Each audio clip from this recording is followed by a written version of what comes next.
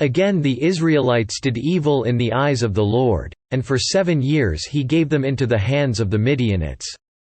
Because the power of Midian was so oppressive, the Israelites prepared shelters for themselves in mountain clefts, caves and strongholds. Whenever the Israelites planted their crops, the Midianites, Amalekites and other eastern peoples invaded the country. They camped on the land and ruined the crops all the way to Gaza and did not spare a living thing for Israel, neither sheep nor cattle nor donkeys.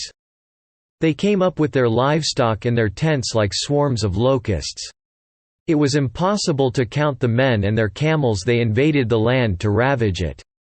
Midian so impoverished the Israelites that they cried out to the Lord for help. When the Israelites cried to the Lord because of Midian, He sent them a prophet, who said, "This is what the Lord, the God of Israel, says: I brought you up out of Egypt, out of the land of slavery. I snatched you from the power of Egypt and from the hand of all your oppressors. I drove them from before you and gave you their land.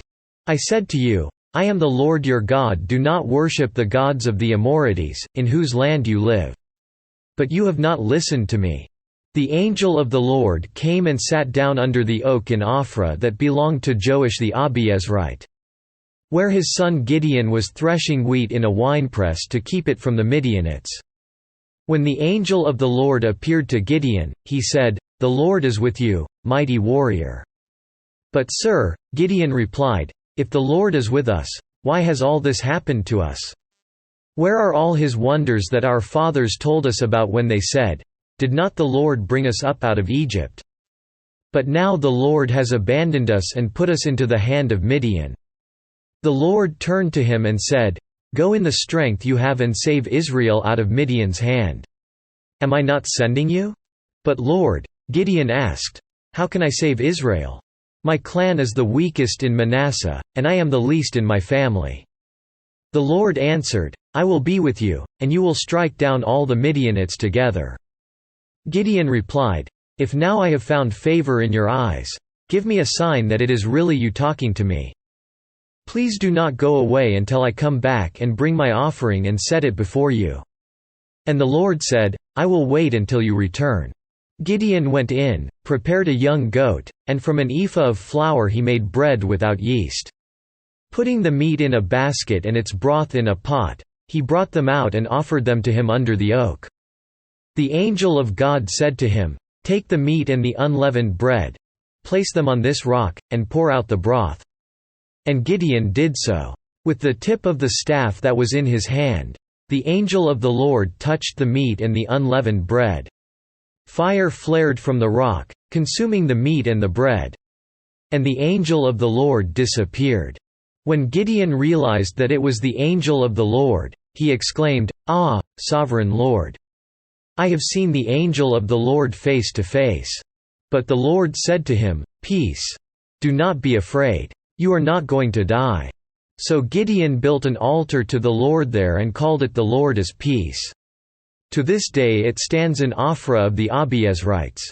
That same night the Lord said to him, "Take the second bull from your father's herd, the one 7 years old. Tear down your father's altar to Baal and cut down the Asherah pole beside it. Then build a proper kind of altar to the Lord your God on the top of this height. Using the wood of the Asherah pole that you cut down, offer the second bull as a burnt offering." So Gideon took 10 of his servants and did as the Lord told him. But because he was afraid of his family and the men of the town, he did it at night rather than in the daytime. In the morning when the men of the town got up, there was Baal's altar, demolished, with the Asherah pole beside it cut down and the second bull sacrificed on the newly built altar. They asked each other, "Who did this?" When they carefully investigated, they were told, "Gideon son of Joash did it." The men of the town demanded of Joash, "Bring out your son. He must die, because he has broken down Baal's altar and cut down the Asherah pole beside it." But Joash replied to the hostile crowd around him, "Are you going to plead Baal's cause? Are you trying to save him? Whoever fights for him shall be put to death by morning. If Baal really is a god, he can defend himself when someone breaks down his altar." So that day they called Gideon, Jerub Baal, saying, "Let Baal contend with him, because he broke down Baal's altar." Now all the Midianites, Amalekites and other eastern peoples joined forces and crossed over the Jordan and camped in the valley of Jezreel. Then the Spirit of the Lord came upon Gideon, and he blew a trumpet, summoning the Abiezrites to follow him. He sent messengers throughout Manasseh, calling them to arms, and also into Asher, Zebulun and Naphtali, so that they too went up to meet them. Gideon said to God, "If you will save Israel by my hand as you have promised.